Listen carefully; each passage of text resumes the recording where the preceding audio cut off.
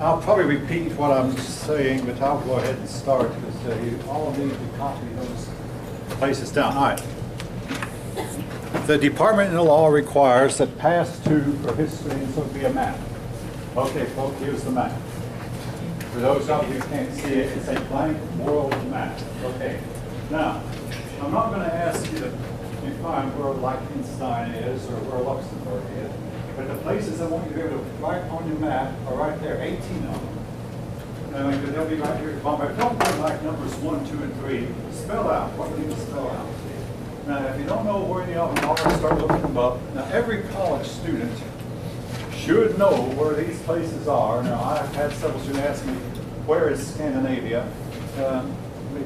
Make this request of you. If you don't know, you can ask your neighbor. That's okay right now. I'm not giving a test where you can look it up.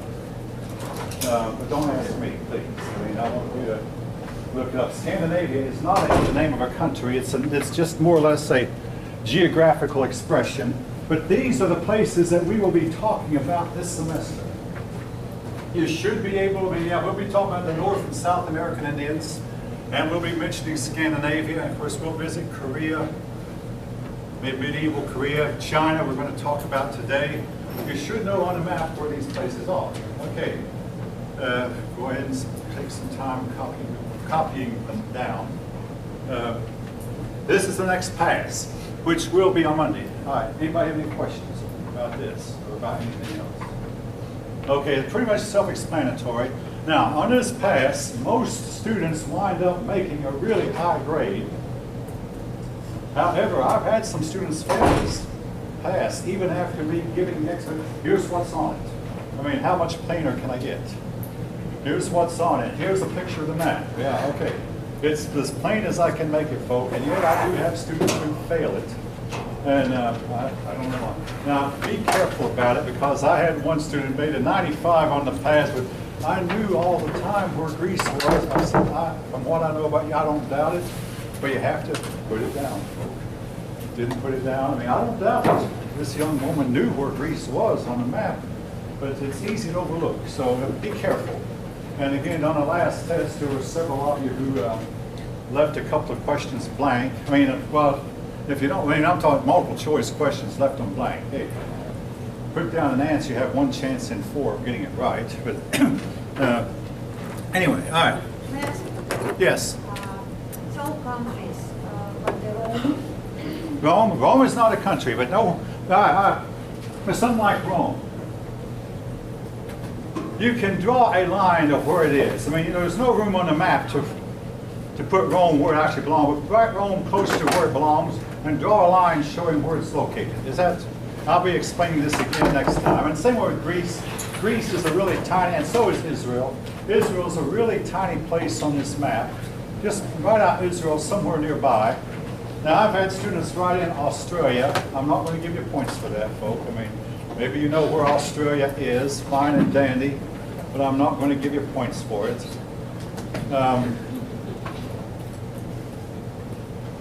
But again, places like Israel, Greece, Rome, really tiny, even great, up and down in England, even England, kind of tiny on this map.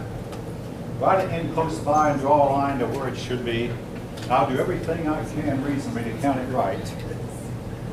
But if you put down Arabia where Russia is, or China where India is, I mean, I have to mark 5 points off, and there's only 18 of these.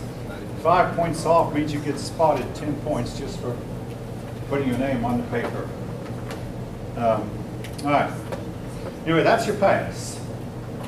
I was going to do this Monday, but hey, I forgot it Monday. But hey, you still have 5 days to look it over.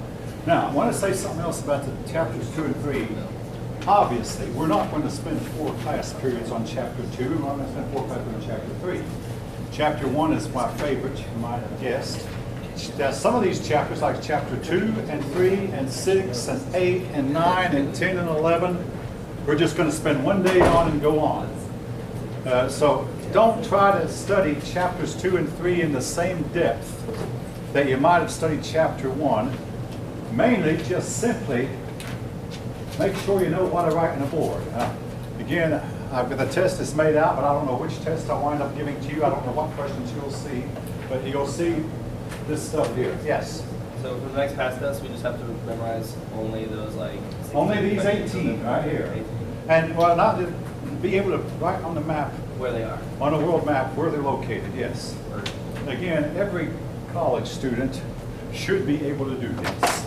And you know, my boss here has seen this map and he approves of it. So this is the next pass, which will be Monday. Oh yeah, there was a little bit of a mistake I made. I caught it on my videoing. Somebody said the next test will be on chapter 2 only. Everybody listening? The next test is actually chapters 2 and 3.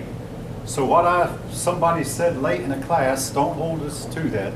It's actually chapters 2 and 3. All right, you got that. 2 and 3, not just 2. Somebody said on chapter 2, India and China. India we went over Monday. China I want to spend some time going over today. All right, anybody else have any? If your mind is a little bit confused? Yes? We're going to have to put that in the map, so there's not going to be a key for them. Oh, well, the key, I mean, there's the words you need to put down are right here, down the bottom. It's not like we memorize all the, just simply, I mean, all this stuff is right here. You can't read it, so, I mean, here it is. Yeah, North America, China, Arabia, Africa, England, not in the order you'll see them, but yeah, right here it is. So take these, and don't put the numbers, right in the letters. It's just a lot easier on me when I grade it. So write in the whole thing, you know, yes. So it's gonna not have all 18 of those? It'll have all 18 of them right here. Yeah, right here. They're all 18 right down here. So that's what you need to know. And I'll put them on a board for you where you can more easily find them. All right, if you're not clear, anything else? Yes. Still doesn't need a scan. You do not need a Scantron for this upcoming test. Do not. Now, don't hold me to that for the next test after this. For the test on chapters 4 and 5, you will probably need a Scantron. That's 4 and 5. But for the next test, this one up here, for the pass, no need for a Scantron. The test 2 will follow the same format as test 1, the ones you did so well on, except I urge you to skim a little bit faster on chapters 2 and 3 because it's 2 chapters in 2 periods. The other was 1 chapter in 4 periods. So don't try to learn chapters 2 and 3 in the same depth that you learned chapter 1. Yes. Arabia is not really a country, so we want like just the general area. Of, Well, like, I mean, but Saudi it's still, Arabia. it's general area, just like Scandinavia is not a country. Scandinavia is a general area. Yeah, it's not Scandinavia, Arabia, it's a general area, yeah. But it's a place on a map, so put it where it belongs, yes. Do you have that map posted on iCollege or what? I found this map. It's I found this map on the internet. It's what's called anyways, it's not a copyrighted map. Public domain, that's what it is. It's a public domain map, which means I can legally copy it. So it's a public domain map. I found on the internet, but I wrote this stuff down here myself. So it's not, to answer your question, by the way, it is not on iCollege. But those of you who are here, and those of you who listen to the videos, will have an advantage over those persons who don't. Now, by the way, I noticed the other class, the hybrid class, you should have been, they are not very many of them watching the videos. The scores on their test, their test very similar to yours, different but very similar. The scores on there were much, much lower than yours, and that's unusual because oftentimes you're the late class, okay, the late class does better, but in this case, though, you took the test before they did. But their scores were noticeably lower than yours. Again, they're not watching the online video. Now, some of them are. I mean, they had a couple of 98s and 99s, one 98, just like you did. All right. Any other questions before I move on? Okay, I'll move on. Chapter 3, China. We did chapter 2 on Monday. Yeah, again, we're going through fast and we went through chapter 1. Okay, I'm trying to make that clear. Folks, again, chapters 2 and 3, I was never taught when I was in school. Well, chapter 1, I've spent years and years studying. Chapter 2 and 3, we'll go through faster. The same way with chapters 6, 7, 8, 9, 10, and 11. Chapter 7, I'm going to go 2 class periods too. But chapter 8, 9, 10, and 11, all 1 class period too. We're going to go through those faster. So just hit the highlights, the stuff I emphasize in class. So the stuff on the test will be the stuff that's talking about the class, not everything. Stuff on the test, and most of the stuff that I talk about, that, but most of what I'm saying is in the book. What I'm saying is that there's not going to be anything on the test that you can talk about the class. I hope that proves to be right. To answer your question more, yes. But I might slip up and not mention something that, if it's not in the book, and if I didn't mention that, I promise you I'll throw the question out. But if I didn't mention in class it's in the book, you are responsible for it. Are we clear on that? Okay. Ancient history before 50 as a study of isolated pockets of humanity. Different peoples living away from each other. In the case of China, they had steep, high mountains on one side, and big, vast deserts to the north, and high mountains to the southwest, and big, thick jungles to the south, then an ocean to the east. So those geographical features isolated China from the rest of humanity. The people who were closest to them, as far as being within the easiest reach, were the Mongolians. The Mongolians were almost what you call uncivilized people. They were constantly harassing the Chinese. They would come into a Chinese village, steal away their children and whatever else they could steal, and then hurry back to Mongolia before the Chinese army could come in and take care of them. So to solve the problem, the Chinese built a Great Wall. The Great Wall is still standing, and almost every foreign visitor who goes to China will see part of the Great Wall. It's something that you want to try to look at if you go there. Have you seen it? It was what's that? Have you seen it? I have not. I've had 2 daughters go to China, but my wife went to China, didn't see the Great Wall. My 2 daughters did see the Great Wall. My wife did not. I have never been. So they did that To keep the Mongolians from coming in. That was the main purpose, to keep the Mongolians from coming in.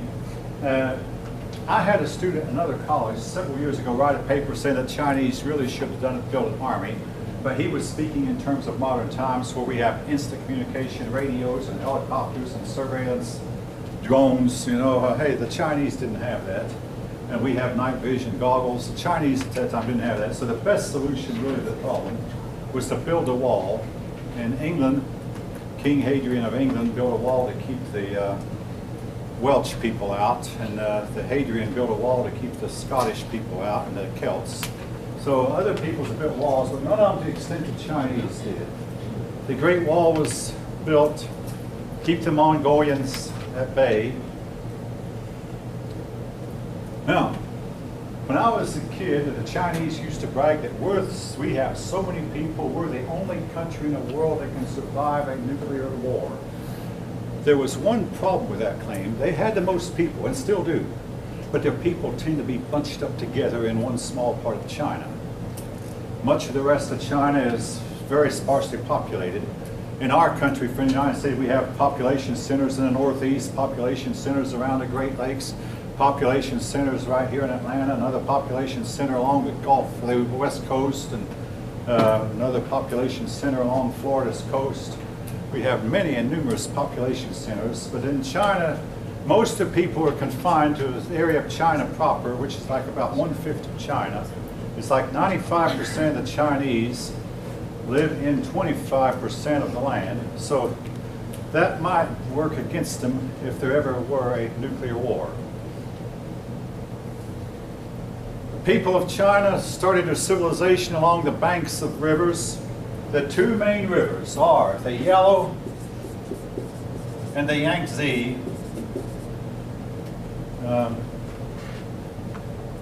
Let's see, how does that word spell? Y-A-N-G. Yellow and Yangtze.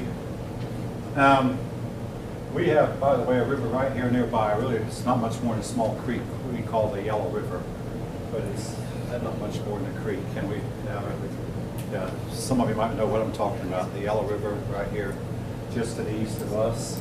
But the Yellow and Yangtze rivers are China's two main rivers.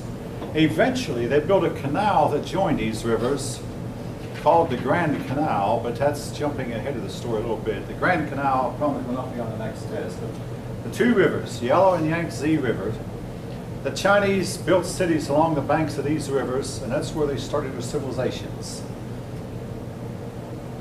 The Chinese organized their villages and their family on the basis of extended family or clans. By the way, these things I wrote on a board before class, primogeniture and Raha, if I don't get around to them, you are responsible for them. Primogeniture means the right of the firstborn to inherit an estate. Raha is a Hindu term meaning great one. So many civilizations have had the right of primogeniture in an attempt to keep large estates together. You said again, Fremont. What's that? Primogeniture. Anyway, What does that mean? Like, it's an heir? right, the firstborn. In other words, the oldest son. Well, not I say firstborn, oldest son inherits the estate, all the land and all the property. And then the younger sons might get a few gifts or some money or a few things like that. But the property and the estate, the buildings on the estate, all go to the oldest son. What's that? Great one. Yeah, Raha is an Indian term meaning great one. Yeah, the great one. The Maharaja, the very great one. It's an Indian term. All right, back to where I was before I interrupted myself. Clans. The word clan is used here means an extended. It means not only your brothers and sisters, but your first cousins and second cousins. The Japanese consider you part of the same family if you were descended from the same great-great-grandparents. In other words, if we go back about 100 years. And so a clan then might consist of more than 150 or 200 persons, because in those days they had larger families than we tend to. So, and this is still true to this day to some extent in China. This was necessary because the type of farming they did, rice farming, requires the cooperation of a whole lot of people. So they would organize themselves on the basis of these clans, where that families would tend to cooperate with each other better than they would if they were not families. The main crop that became the main crop earlier in history is rice. And they still grow a lot of rice. The problem, though, is they've gotten a big population these days, and that makes it difficult for them to grow enough rice to feed your people. But in generations past, they would grow a lot of rice. And rice is, again, a difficult crop to grow. It calls for wading up to your knees in mud while you work the plants that are underwater. We have had places here in Georgia, for instance, South Georgia, where we grow rice. And so rice is sometimes grown here in the United States. The Chinese language consists of ideograms, so their language contains little miniature small pictures that conveys ideas, so it's called an ideographical. It might look like hieroglyphics, but it is not hieroglyphics. Not like the Egyptian hieroglyph, but it might look that way to a person who's not trained in it. The Chinese tended to maintain their culture. Now your book says that it's the only civilization from the ancient world that survived intact until the 20th century, but they didn't. But they don't say to the 21st, because in 1949 the communists took over, and China has not been the same since. So Chinese civilization ended. At least ancient Chinese had ended in 1949, and a new idea took over. But that's jumping ahead of the story a little bit. But their civilization survived intact. Now, political history. Like the Egyptians, the Chinese kept their history around their dynasties.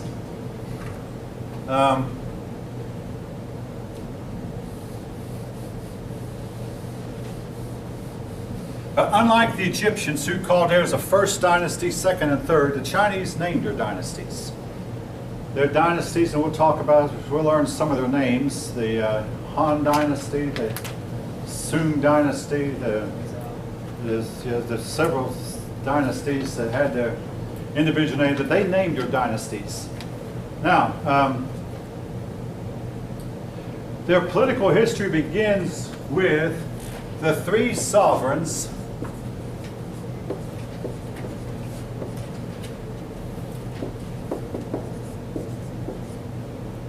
all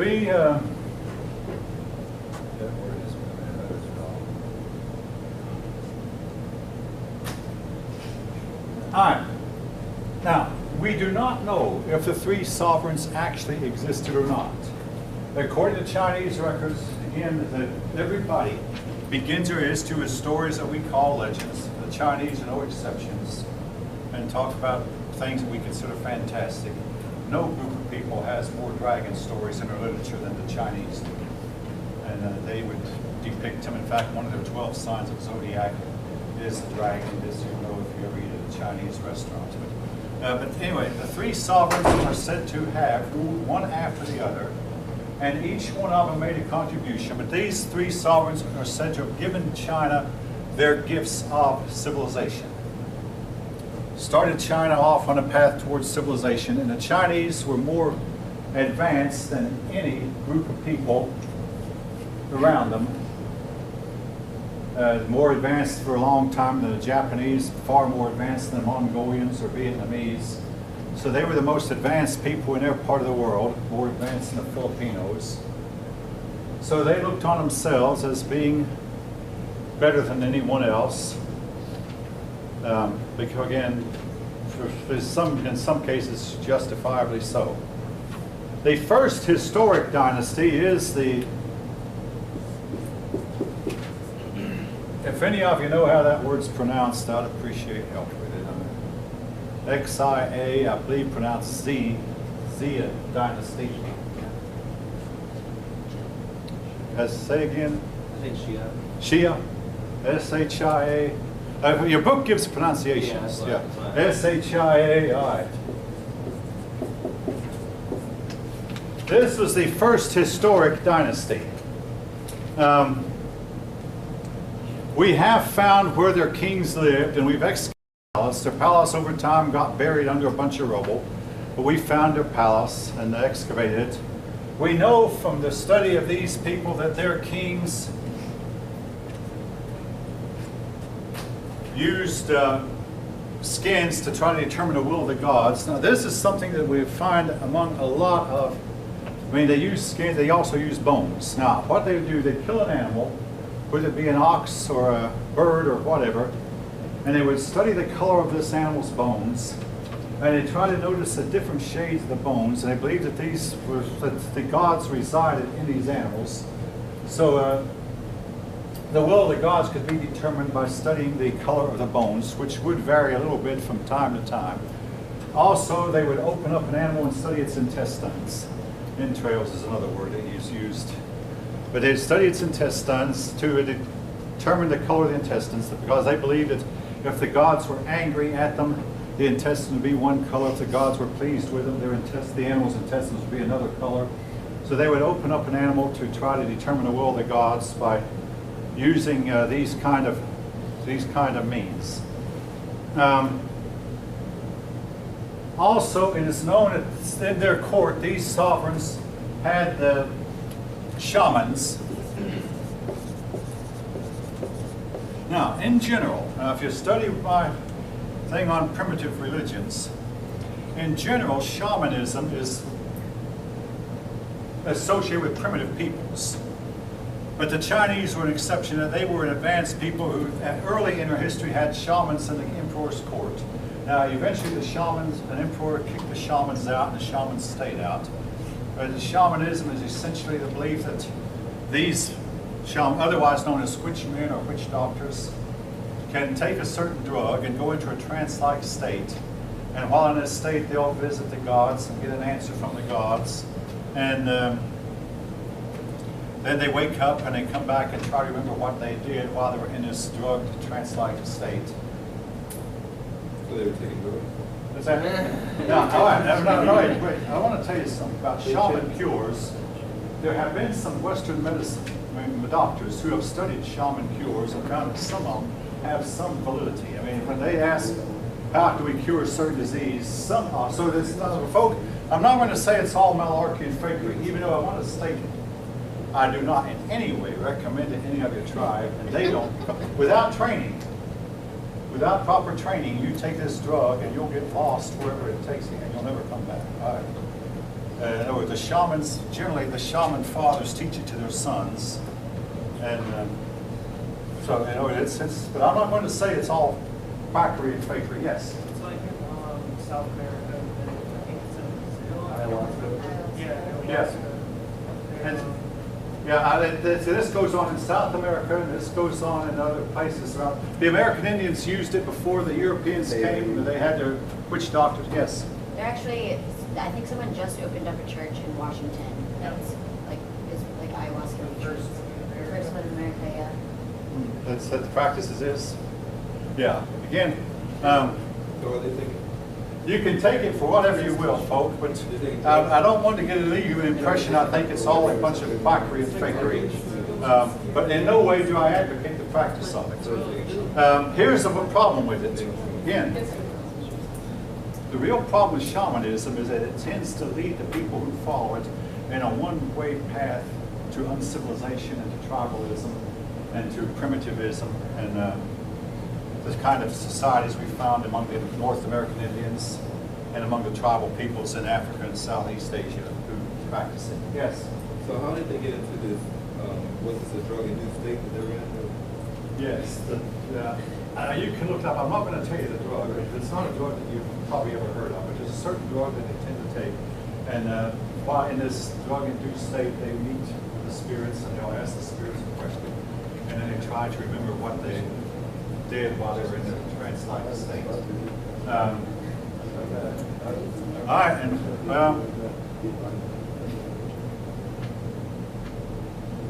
there's a lot more I could say about it. I've got to move on. But I have done some study of this, but in no way do I, anyway, I want to say I do not in any way advocate trying it. But anyway, shamanism was practiced among the earlier Chinese. Eventually, as was the case of a lot of humanity, and we'll run into this, especially with priests, as time went on, they became, you might say, less and less spiritual and more materialistic. And whether this was good or bad will depend on what you believe about your worldview or your place in it. But they eventually left a lot of this behind. After the Xia dynasty came the Shang dynasty. The Shang dynasty, well, that's the one. Yeah, they found their palace, excavated it. Then came the Zhou dynasty. We need to know like specific characteristics about the dynasty. Yeah, the stuff I'm mentioning, yes, by all means. Now, the Zhou dynasty is very important because, unlike other dynasties, this one lasted 900 years. Longest in Chinese history and one of the longest in all of history. 900 years. ZHOU, for those of you having difficulty reading, down at the bottom there.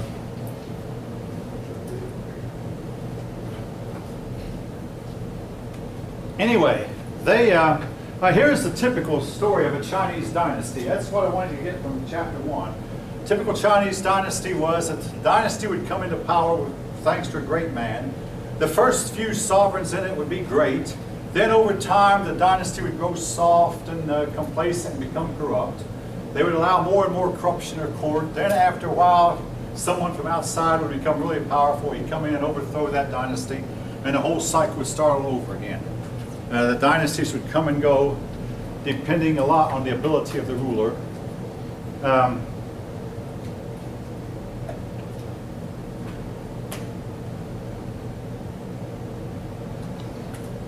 Anyway, during this time, the Chinese developed iron plowshares but don't worry about that so much. But they also, and this is something that took Europeans years to get on, they also developed a shoulder harness to get the horse to pull a load with its shoulders instead of its neck. Now, Europeans for generations were attaching a harness to the horse's neck, and the horse went, well, I don't see how the horse kept from choking itself while it was trying to pull that load. The Chinese said, hey, put that harness down on the horse's shoulders, and he can pull a much greater load. And again, the Europeans copied the Chinese. I want to say this about the Chinese right now. We'll be coming back to China in a later chapter, chapter 10, I believe, or thereabouts. The Chinese were the most creative and inventive people on the face of the earth up until the year 1500. An exception might be the Sumerians, but whom we didn't know existed. I mean, the Chinese invented, among other things, the shoulder harness for horses. They learned how to let land lie fallow for a year. Anybody know what that word fallow means? Let land sit.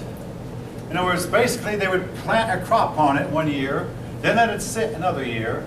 They eventually practiced what's called crop rotation. They plant 2 different crops on 3 fields. One field they'd plant nothing for a year. Then the next year, the field they'd plant, they'd move the crops, the same crop from one field to another, while the 3rd field went idle. And they would, but letting land lie idle for a year, the idea was to get the minerals and nutrients back in the soil. Now today we use fertilizers to do the same thing.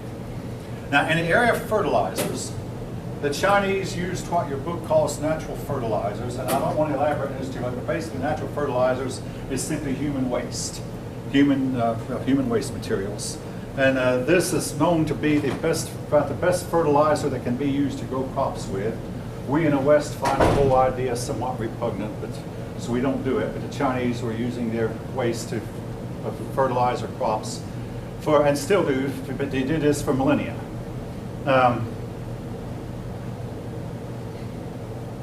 Among the other things the Chinese invented, by the way, they invented steel, they invented porcelains. Don't copy this down now, we'll get to it later.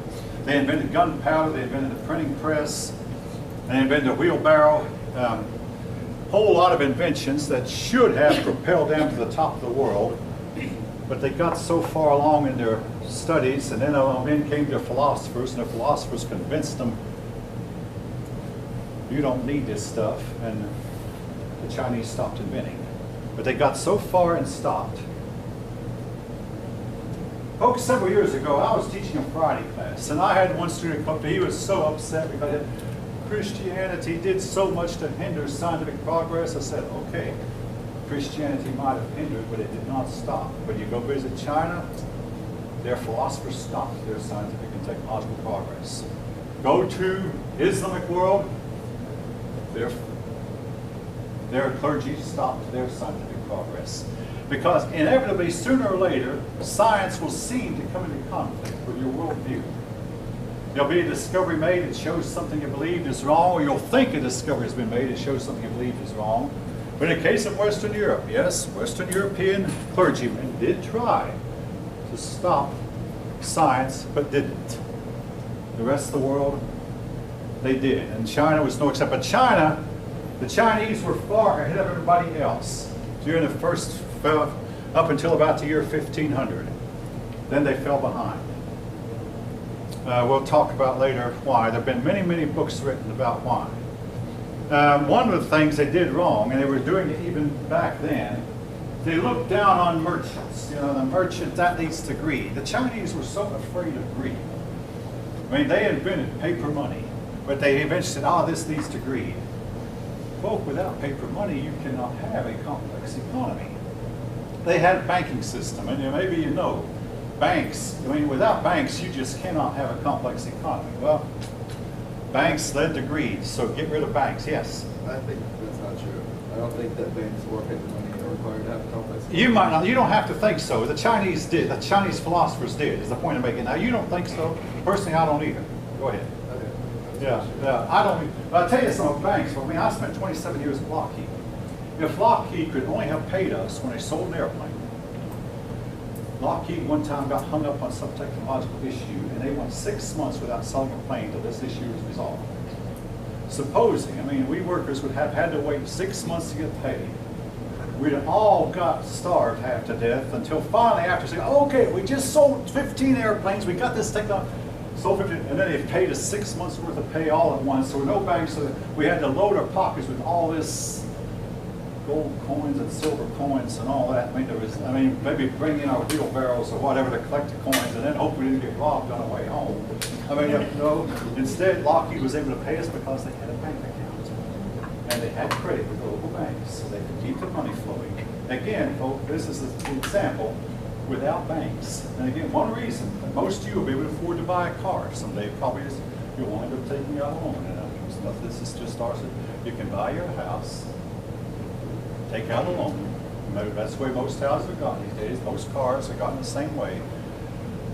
Without loans, without banks. Now again, I don't believe that. But see, the Chinese, when they did away with their banks and did away with paper money, their civilization reached a point with which they could not go advance any higher.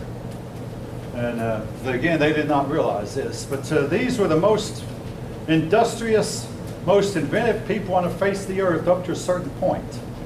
Now, the Qin dynasty, spelled Q-I-N, and I'm going to erase some of this. You should have had a copy for now. It's spelled Q-I-N, but pronounced like our word Qin.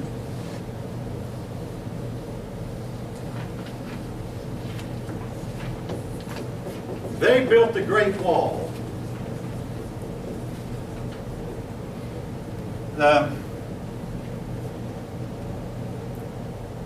Which still stands. The first Qin's emperor made some 6,000 terracotta figures. When terracotta took place, and we have eventually found these terracotta figures. These terracotta statues found a way for a while to the Atlanta Civic Center.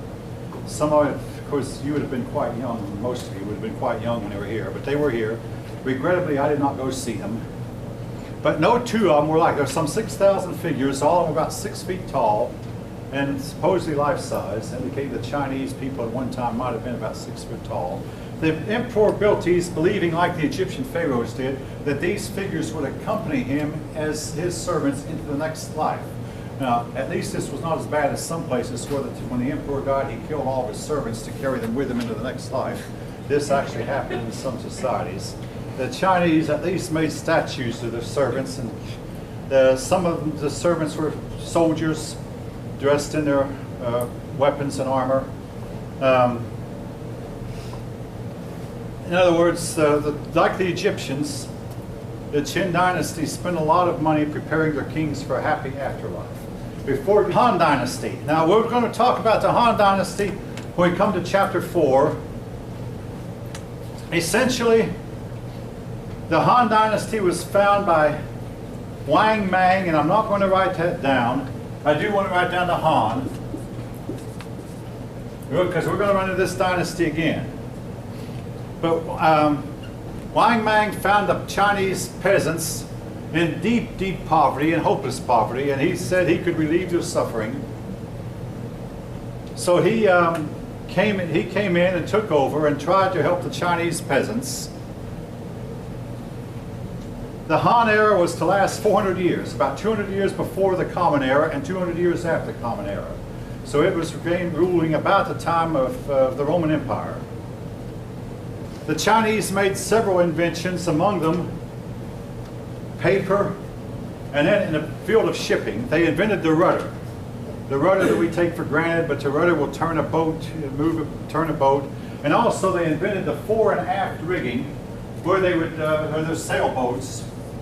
They'd put a sail in the front of the boat and a sail in the back of the boat. And again, any of you who know about sailing would pretty well guess what the purpose of each of these sails were. But they learned that they could. All right, if the wind is blowing this way and you want to go this way, basically you just zig and zag your boat. Now, do any of you know what I'm talking about? But you can go against the wind. Most of these guys, somebody is into sailboating. I am a little bit. I had a sailboat one time, but sail got kind of frayed and old, but maybe I'll get another one. But basically, you can go against the wind. Yeah, you can go any direction you want to. But again, fore and aft rigging, the rudder, all of which help the Chinese in their navigation. Now, folk eventually, and this is documented, the Chinese were able to build 450-foot long wooden sailing vessels, and it is known that they traveled all the way to California. It is also known that they went to Africa and brought back some giraffes and elephants, and the emperor was really enamored by the giraffe. I mean, they don't have anything like that in China, and he was highly impressed. You know, these folk were right on the verge of taking over the whole world, but they got to a certain point and they simply stopped. But it's believed that they actually went around visited the whole world and may have mapped out the whole earth. Now, my second daughter pointed out that why didn't the Chinese settle California? It's twice as far from China to California as it is from Portugal to North America, or from Spain and France to North America. It's 4,000 miles from England, Great Britain to North America, 10,000 miles from California to China. So that might have had something to do with it. The Pacific Ocean is quite large, to say the least. But the big reason was their philosophers came in, convinced their emperors, say, you don't need this, get rid of this, you don't need that, get rid of that. And all their technological and scientific progress just simply stopped. It's during the Han Dynasty, we dug up several of the homes of the ordinary person. We found that their homes generally consist of one room with a sofa, a couch that served also as a bed. Very simple, very sparsely furnished. Their dress style was usually consists of a robe, very utilitarian and very simple. They did not live in a whole lot of wealth. All right, Chinese religion. As I mentioned last time,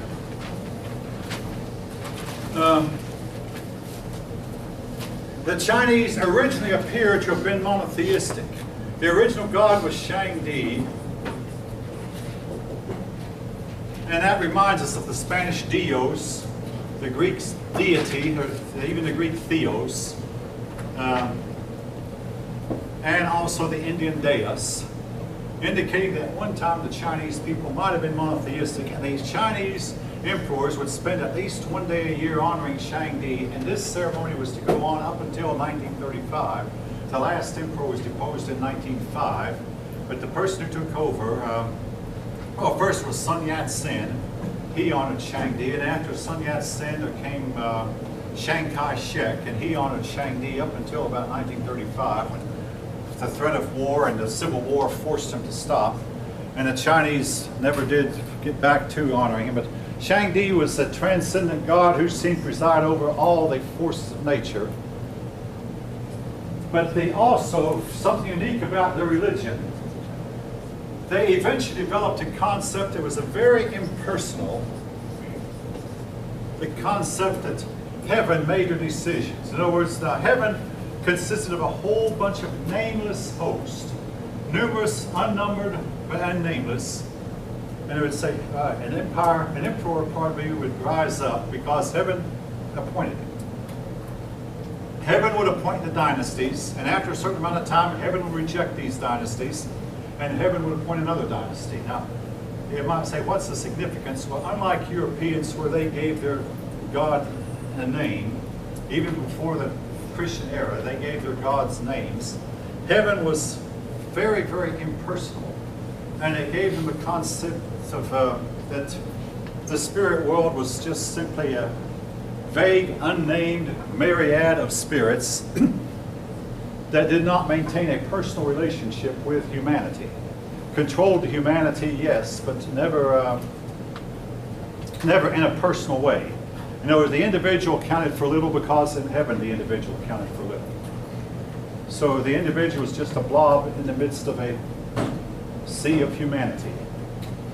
They also developed a concept of yang and yin.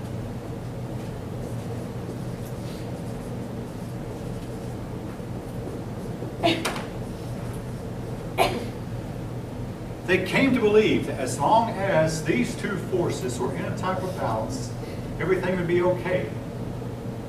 Even among the human body. The human body was okay as long as it maintained the balance of the right yang and the right yin. Now, a lot of times you get sick, go to a doctor, and the doctor will examine you and say, oh, you've got too little of this in your blood, so you need to take this kind of to get. So, but of course, it's much more complicated in the West. I mean, you might have too much iodine, too little iodine, too much of a certain chemical, or too little of a certain chemical. So we make it a lot more complicated, but it's simplified it into as long as the chemistry, the body chemistry is right between the yin and the yang. It reminds me somewhat of magnetism. We have a north and a south pole to each magnet. Anybody know what happens when you try to join a magnet north end to north end? What happens? Pushes away, yeah, repels. A magnet must attract north end, will attract to south end. With electricity, you have positive and negative. Plus and negative. Again, the pluses attract the negative. The plus repels the positive. Now, I put together many a project. I put together one time that I knew was right and it didn't work. And it's called engineer's oldest problem. My negative side was not connected. I connected the positive side only. And when I got checked, hey now, so I got my voltmeter, I started checking the voltage, and everything in that thing had 12 volts. Even the chassis had 12 volts. Wait a minute, the chassis. What's supposed to be ground can't be positive voltage. So then I connected the negative side and the thing worked. But again, on your car, you have a positive terminal, a negative terminal. Your electrical outlets have 3 terminals. One is ground, but you have 2 because the electricity must make a complete circuit in order to be the electrical circuit. They believe that these 2 opposing forces made up the entire cosmos. And it might have led to and this is another concept the Chinese tended to have, fatalism. Might have led to the fatalistic.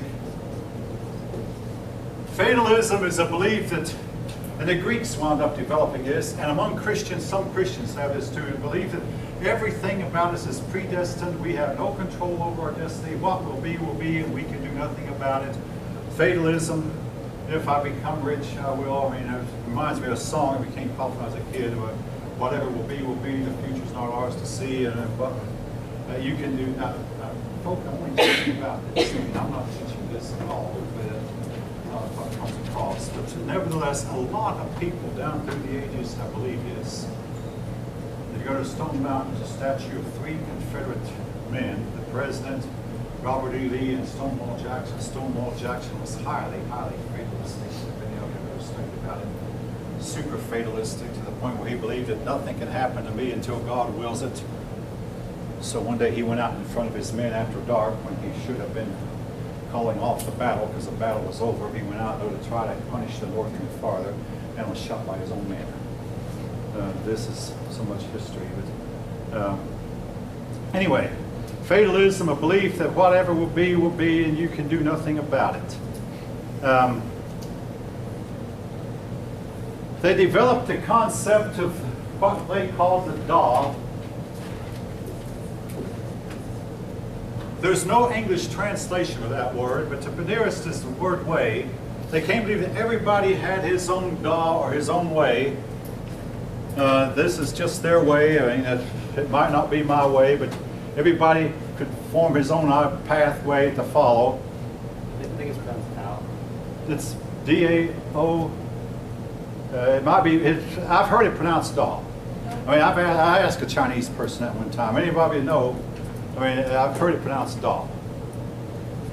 It looks like Tao, I know. But their spelling, the way they spell and the way we pronounce what they spell is Yeah, like, I mean, I don't know. different. When I've talked to people that like Taoism, it's Tao, yeah, but there's a religion called Taoism. Oh, yes. But I'll get to that in just a jiffy here.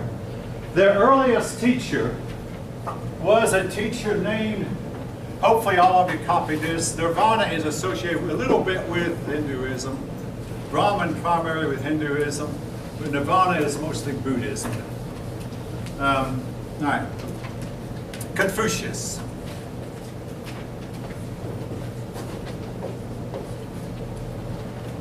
Now, if you study Chinese philosophers, they had a tendency to not be honored at all during their lifetime. They were only honored after they were gone. Confucius was no exception. In fact, Confucius at least lived to die a natural death. So many of their philosophers they would kill. And then after they killed them, they put them on a pedestal and raised them high. Unfortunately, the Jews have done the same thing. I mean, no offense to Jews, but my wife is again part Jewish, but they have done this to some of their religious leaders, and the same thing to the Chinese. And yes, Christians have done the same thing. But Confucius was not honored until after he was gone. But he emphasized the practical, real aspects of living. Now, folk, we do not know, just like in the case of Buddha, we do not know if Confucius even believed that there is a God. And a lot of his followers definitely did not believe in anything religious. Just to simply, everything was material, everything was natural. The emphasis was placed on the practical. Unlike though Hinduism, he taught compassion for others. And one of the problems that the Chinese had, folk, ask you to watch for this on the syllabus. I've already mentioned how that the Han Dynasty came to power trying to help the poor. One of the worst things that the government can do is help the poor. Helping the poor is a job for each of us individually. Maybe even, you say it's helping the poor is a job for the church. When Uncle Sam gets in the business of helping the poor, we all go deeper and deeper and deeper and deeper and then deeper and then deeper and deeper and then still deeper into debt. Because then one of these days, the creditors come full us. It hasn't happened yet, but it might be happening even this year.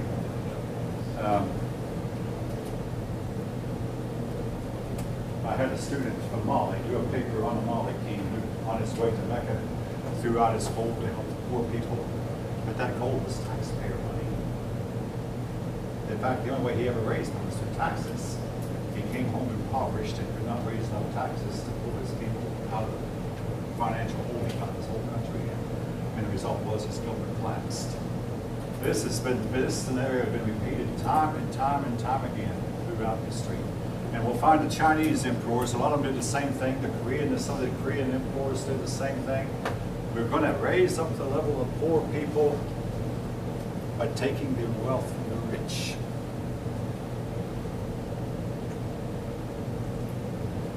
When you take from the rich can no longer hire you. I mean, if they vote, the richer the rich get, the richer I'll get.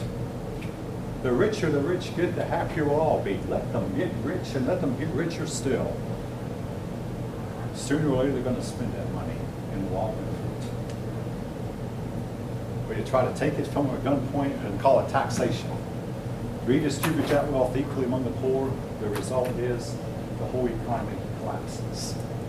I don't know. I don't agree with that. Trickle-down economics, I feel like it's been proven to be not beneficial for the whole society.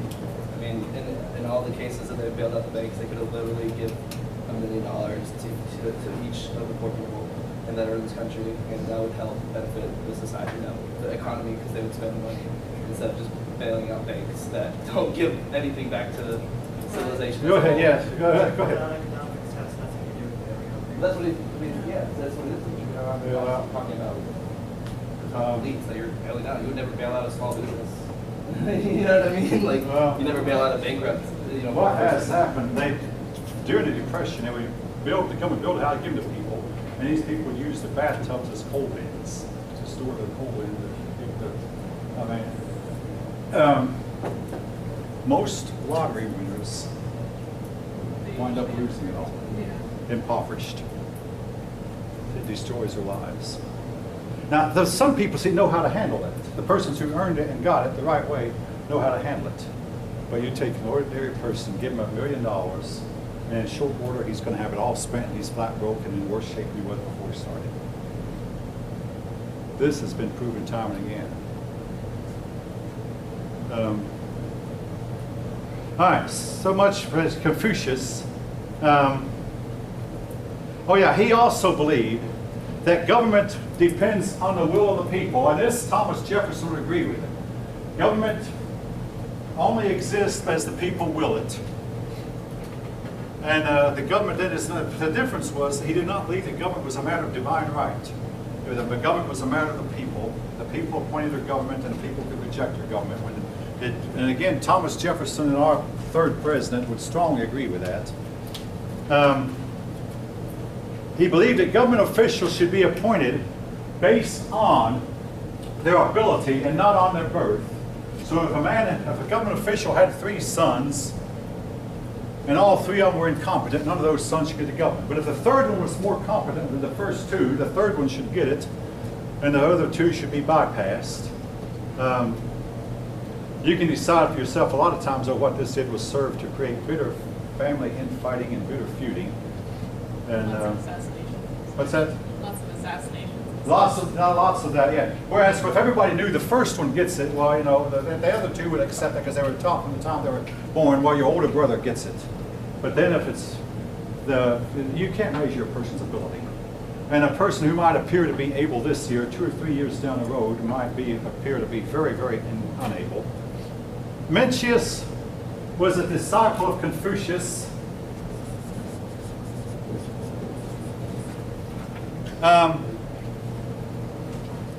He taught that human beings were essentially good, and all it would take if a government could appease or charm the people, everything would go well. Give the people what they like. Again, in a practical sense, folks, sometimes this is proven to be impossible. And sometimes even wrong, because sometimes what the people want is something that either you can't give or what they shouldn't give. But nevertheless, believe what you will. Man was essentially good. Now, along came another teaching that rejected it. This was legalism. Most emperors after Mencius adopted a legalistic philosophy. Legalism teaches that man is basically evil. And it is up to government to hold man's evil in check. Punish crime was really hard. Hold people's desires to do evil. Basically, people have a desire to do evil, and it's up to government to make sure that they don't. Now, legalism is also applied to Christian groups that believe that life is to be obeyed by a set of rules, that the happiest life is a life that keeps a set of rules.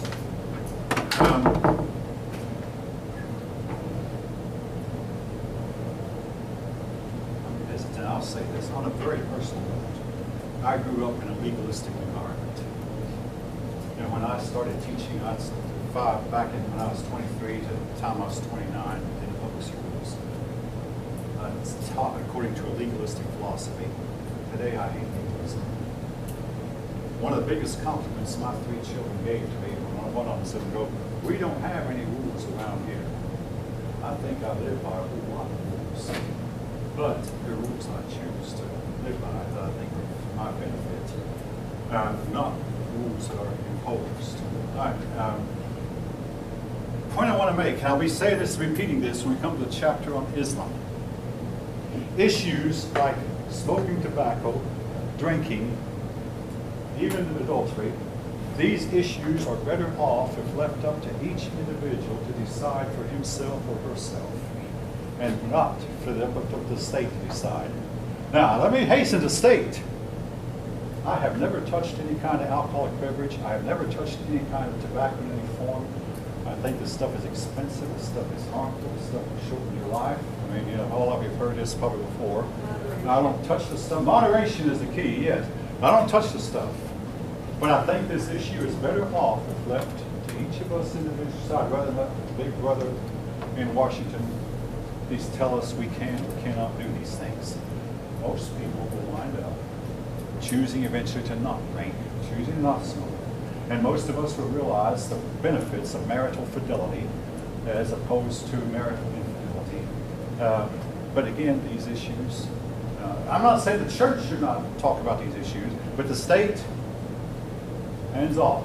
All right.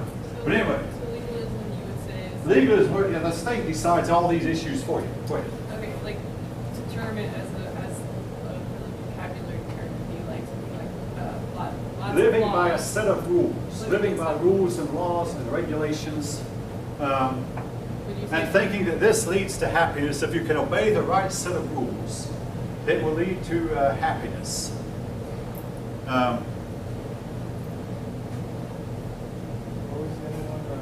Anyway, Mencius, legalism rejected Mencius' teaching. All right, and then there comes the next one, Daoism, and I am fast running out of time. Daoism. Here's what I remember about Daoism. Daoism was a much more spiritual side to Chinese life. Daoism has been associated with magic. They call it science. Today's Westerners would never call it science. It believes that, or it teaches that you can achieve long, long life by proper diet, which I have no quarrel with, but also proper sexual technique, proper meditation. And some of this I have little quarrel with, but some of it. But you go to their monastery, they'll claim that men who look to you like they're 20 are actually 120, 130 years old. But when you actually say, okay, document this person's birth, they cannot actually document the birth of these people. At least I've been told this by some Chinese who I've talked to about this issue. But they claim that they can get their people to live longer than the rest of us. It claims it's a science, but to Westerners it appears more like a religion. It was founded by at the same time that Confucius was founded. It's supposed that two men met. The founder of Daoism, the founder and Confucius met one day, and your book shows a wood carving of the meeting. They could not understand each other. The founder of Daoism went away and was never seen again. Probably died in the snow or something, covered by snow, and never seen again. But his writings were found. What Daoism supplied the Chinese was what Confucius lacked, the spiritual side. Confucianism, and this is something in your book, a mother who was losing a 2-year-old child would get no comfort from Confucius, who taught that the only thing that mattered was this life here. Daoism at least provided a spiritual side that, hey, you'll see this child again. You know, the Daoists were convinced that there was spirits, there was a spirit world. Confucius and a lot of Confucius' followers would.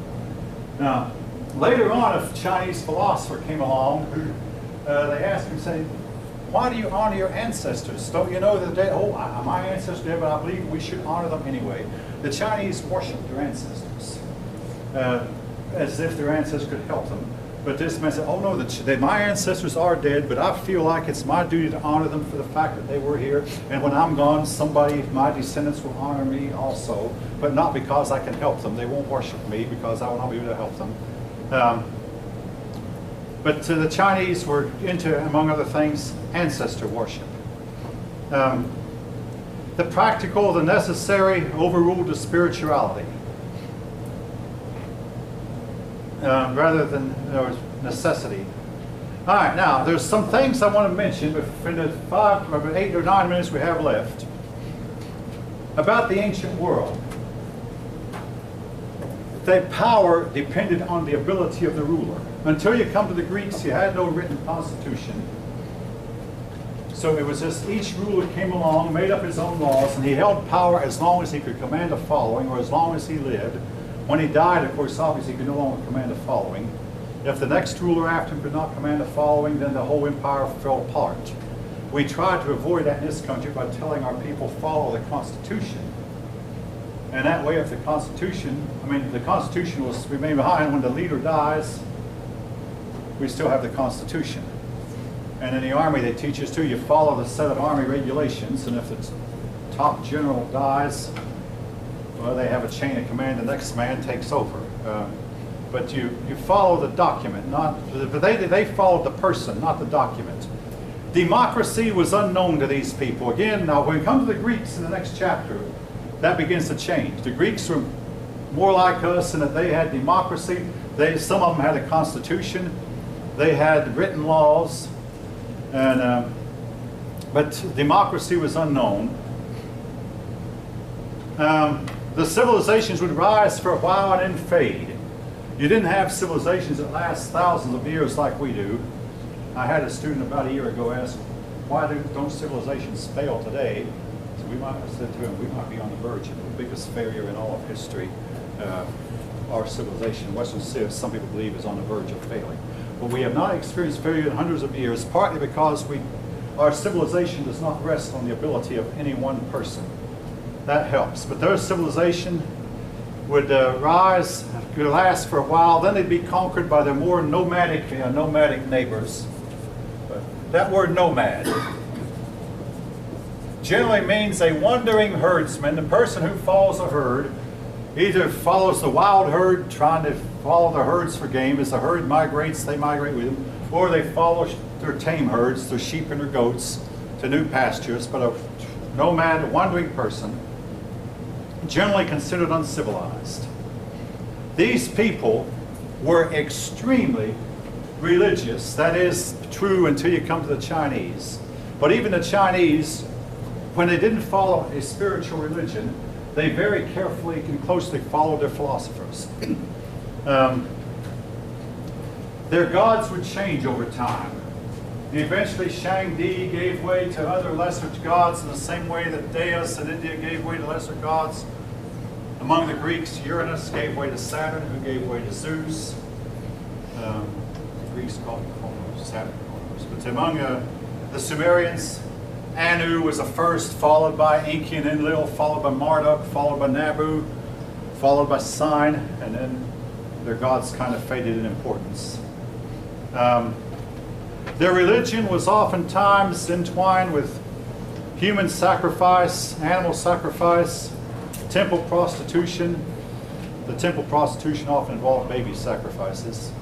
Shamanism, magic, superstition. Superstition, the belief if I carry the right good luck charm with me, it'll help me have good luck. When I was a senior in high school, the football players would kiss this rabbit's foot. We won our first 4 games, and our 5th game we got clobbered, and the rabbit's foot got flushed down the road. Keep in mind that rabbit had 4 feet, he got skinned. Something else. It didn't bring him any kind of luck. But rabbit's foot, 4-leaf clovers, you know, superstition. If you get the right amulet, it'll bring you luck. Magic, I read a book when I was magic is the absolute worst form of religion there is. Magic is the belief that in my relationship with the spirit world, I am in charge and the gods obey me. I'm the big one. The gods are my slaves, my servants. And again, you can decide for yourself what you believe about it. For the most part, these religions did not promise much of a happy afterlife. Now, if you read the Epic of Gilgamesh, Enki, as he was dying, Enkidu, rather, as he was dying, he had a vision of the netherworld. He said, all we do in the netherworld, once I'm dead, we eat clay, that's all there is, and we dress in rags, and the whole place is utterly filthy. Again, if any of you have read that carefully, they had nothing to look forward to in the way of a happy afterlife. In the case of the Greeks, most of them went to a place called Hades, where they became mind-numbed zombies that led an aimless existence. And some 25 years ago, I had a TV show called Hercules, where in the story, Hercules, his wife and all of his children died. He married again, had more children. So he went down, crossed the river Styx, went to the netherworld, and saw his wife and children. Not one of them even recognized him, could even tell they didn't recognize each other. Just a bunch of people that had a life and with no mind. And all he could do was scream and shout and curse the gods for allowing this to happen to his family. But they had little in the way of a happy afterlife. So much was measured around this life. It was, the more I get, the better off I am. I mean, this was their philosophy. So he who dies with the most toys wins. That was essentially their philosophy. Women oftentimes were usually not involved in high places politically. Usually had to follow a whole lot stricter rules than men. Oftentimes were executed for adultery, whereas men were able to engage in that. Women were told they'd better not. So they oftentimes were followed to a double standard. These societies almost always had slaves, slave societies. Religion controlled their art, most of their art and their music. Their life was centered around their temples, which would be at a prominent place in every city. And most of their life was centered around a city. Now, the nomads were an exception, but for most people living at, you would have been born either at or near a city. If you had been born outside the city, you'd probably been a farmer supplying food to the people inside as well as yourself. If you're born inside the city, you might have been a craftsman of sorts, but your life's centered around the city. All right, let me see if there's anything that I can see that I have overlooked that I must mention.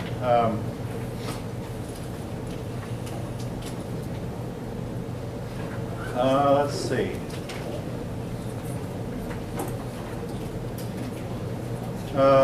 Be sure to know, yeah, 3 things Buddha taught, 3 things Confucius taught. You'll get one of those. I don't know which one, but you'll get one of those, but probably not both of them. Know the meaning of words like animism. Oh yeah, animism. All right. Primitive, it's again associated with primitive peoples. Okay, that's in my comparative religion. Animism is a worship of nature. Worship of everything is God. The river is God. The sun is God. The wind is God. The moon is God. And generally, it leads people towards a primitive mentality and a primitive society. All right. Anybody have any questions, comments? All right. I will see you on Monday. Everybody.